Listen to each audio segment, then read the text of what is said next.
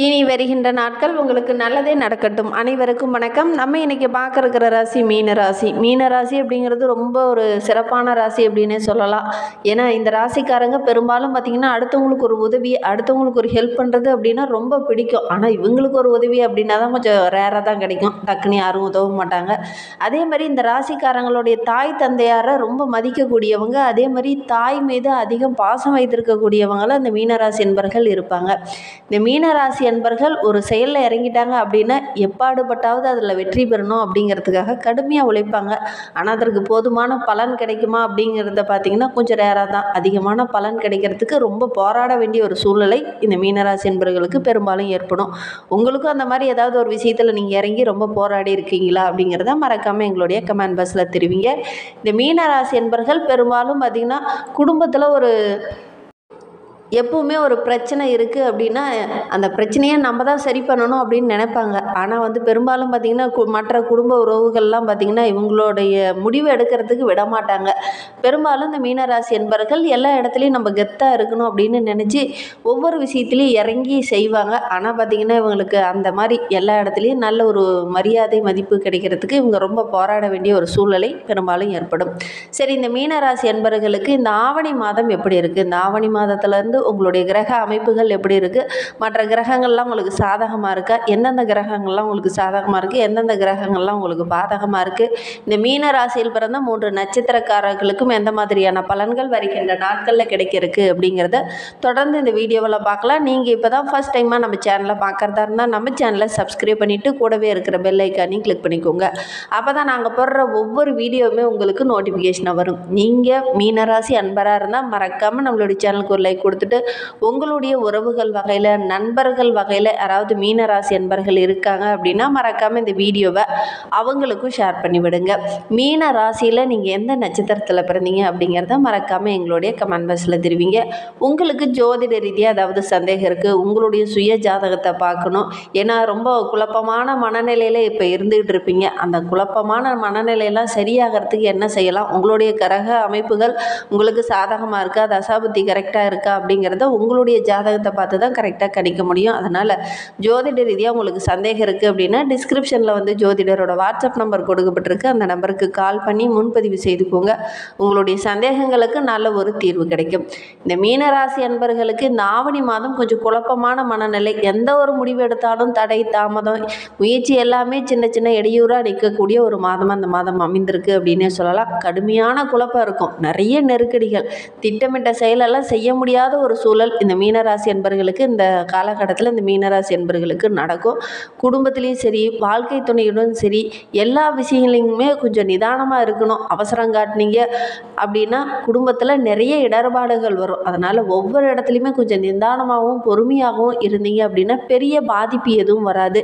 இந்த காலகட்டத்தில் குழப்பமான மனநிலையில் இருக்கிறதுனால குடும்பத்தாருடன் குறிப்பாக மூத்தவங்க கிட்ட பார்த்திங்கன்னா கொஞ்சம் இடர்பாடுகள் வரும். மூத்த சகோதரர்கள் அல்லது மூத்த அக்காக்கள் இருக்காங்க அப்படின்னா அவங்கக்கிட்ட ஏதாவது ஒரு பிரச்சனை வரக்கூடிய சூழ்நிலை இருக்குது.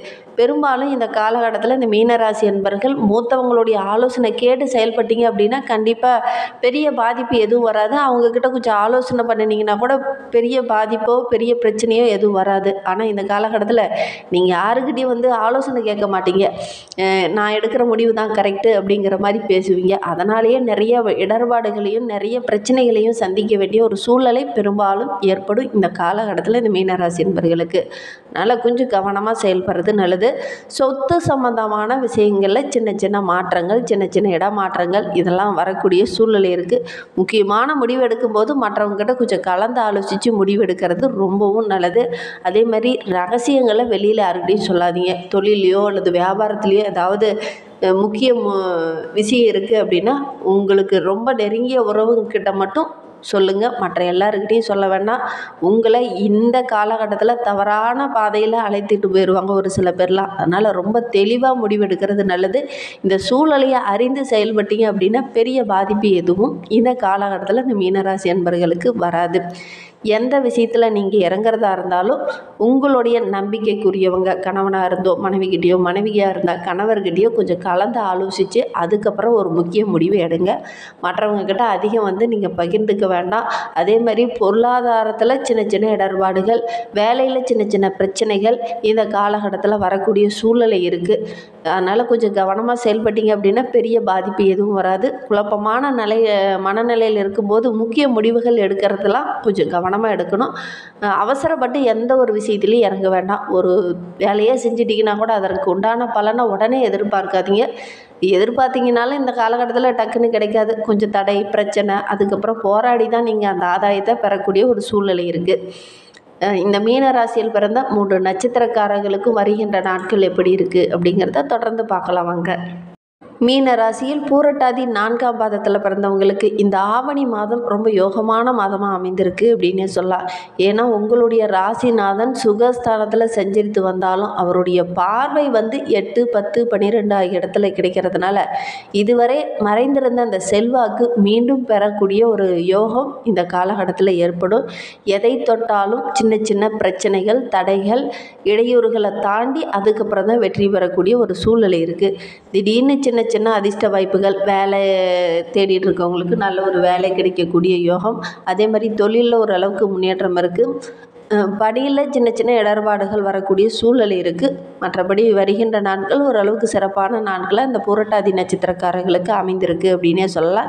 இந்த காலகட்டத்தில் கொஞ்சம் விரயம் அதிகமாகும். விரைய செலவு அதிகமாக இருக்கிறதுனால செலவுக்கு நீங்கள் கொஞ்சம் கடன் வாங்க வேண்டிய ஒரு சூழ்நிலையும் இந்த காலகட்டத்தில் ஏற்படும். கொஞ்சம் கவனமாக இருக்கணும். அதே மாதிரி உங்களுடைய உழைப்புக்கேற்ற பலன் இந்த காலகட்டத்தில் கிடைக்குமா அப்படின்னு பார்த்தீங்கன்னா அதற்கு போராட வேண்டிய ஒரு சூழ்நிலை தான். குடும்பத்தில் சின்ன சின்ன பிரச்சனைகள், கணவன் மனைவிக்கிடையே கூட ஒருவருக்கொருவர் நல்ல ஒரு புரிதல் இல்லாமல் சின்ன சின்ன இடர்பாடுகள் வரக்கூடிய சூழ்நிலை இருக்குது. அதனால் உங்களுடைய நிம்மதி கொஞ்சம் குறையும். ஒரு சிலருக்கு குழப்பமான மனநிலை இருக்கும். இந்த குழப்பமான மனநிலை இருக்கிறதுனால உறக்கமின்மை போன்ற பிரச்சனைகள்லாம் இந்த காலகட்டத்தில் வரக்கூடிய சூழ்நிலை இருக்குது. கவனமாக இருக்கணும். அதே மாதிரி முக்கிய முடிவுகள் எடுக்கும்போது கணவன் மனைவி இருவரும் இருக்கீங்க அப்படின்னா கொஞ்சம் முக்கிய முடிவுகளை நீங்கள் 2 பேரும் கலந்து ஆலோசித்து எடுக்கிறது நல்லது. அதே மாதிரி உங்களுடைய தாய் தந்தையார்கிட்ட எல்லா விஷயத்தையும் ஷேர் பண்ணி ஆலோசனை பெற்று அதன் பிரகாரம் செயல்படுறது ரொம்பவும் நல்லது. உத்திரட்டாதி நட்சத்திரத்தில் பிறந்தவங்களுக்கு இந்த ஆவணி மாதம் ஒரு யோகமான மாதமாக அமைந்திருக்கு அப்படின்னே சொல்லலாம். விரையாதிபதி சனி பகவான் வக்கரகம் அடைந்திருக்கிறதுனால இந்த காலகட்டம் ரொம்ப யோகமான காலகட்டமாக உங்களுக்கு அமைந்திருக்கு அப்படின்னே சொல்லலாம். ஏன்னா வக்கரகமாக இருக்கிற சனி பகவான் ராகுவோடு சேர்ந்து செஞ்சிருக்கிறார். அதனால் விரயஸ்தானத்தில் இருக்கிறது தேவையற்ற செலவுகள் கொஞ்சம் குறையும். உடல் ஆரோக்கியத்தில் இருந்த பிரச்சனைகள் சரியாகும்.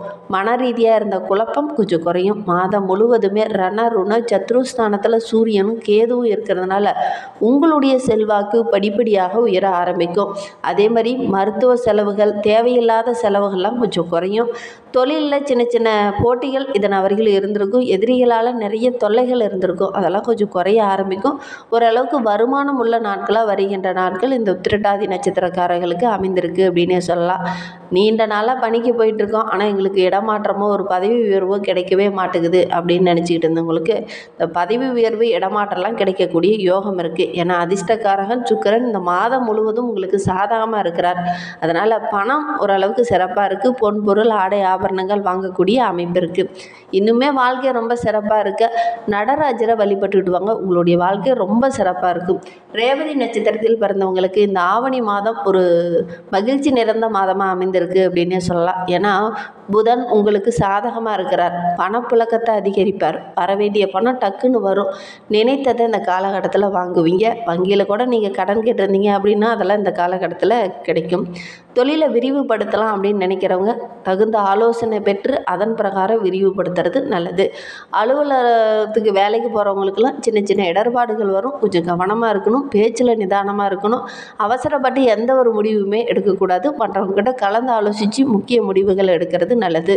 சத்ரு ஜெயஸ்தானத்தில் சூரியனும் கேதுவும் 18 ஆண்டுகளுக்கு பிறகு இருக்கிறதுனால உங்களுடைய செல்வாக்கு படிப்படியாக உயர ஆரம்பிக்கும். எடுக்கிற முயற்சி எல்லாமே வருகின்ற நாட்களில் உங்களுக்கு வெற்றியாக அமையும். உங்களுடைய ராசிநாதன் குரு அஷ்டமஸ்தானத்தில் கிடைக்கிறதுனால மறைந்திருந்து உங்களுக்கு செல்வாக்கை உண்டு பண்ணுவார். அதிர்ஷ்ட வாய்ப்புகள் உங்களை தேடி வரும். கரெக்டாக பயன்படுத்திக்கோங்க. வேலை இல்லாமல் இருக்கிறவங்களுக்கு நல்ல ஒரு வேலை கிடைக்கக்கூடிய ஒரு மாதமாக இந்த ஆவணி மாதம் உங்களுக்கு அமைந்திருக்கு அப்படின்னே சொல்லலாம். இன்னுமே வாழ்க்கை ரொம்ப சிறப்பாக ரொம்ப மகிழ்வாக இருக்கணும் அப்படின்னு நினைக்கிறவங்க அருகில் இருக்கிற பெருமாள் ஆலயத்திற்கு சென்று பெருமாளை தரிசிச்சுட்டு வாங்க. உங்களுடைய வாழ்க்கை ரொம்ப சிறப்பாக இருக்குது. இந்த மாதிரி பயனுள்ள தகவலை நீங்கள் தொடர்ந்து கேட்கணும் அப்படின்னு நினச்சிங்கன்னா நம்ம சேனலை சப்ஸ்கிரைப் பண்ணிவிட்டு கூடவே இருக்கிற பெல் ஐக்கானையும் கிளிக் பண்ணிக்கோங்க. அப்போ தான் நாங்கள் போடுற ஒவ்வொரு வீடியோவுமே உங்களுக்கு நோட்டிஃபிகேஷனாக வரும். தேங்க்யூ.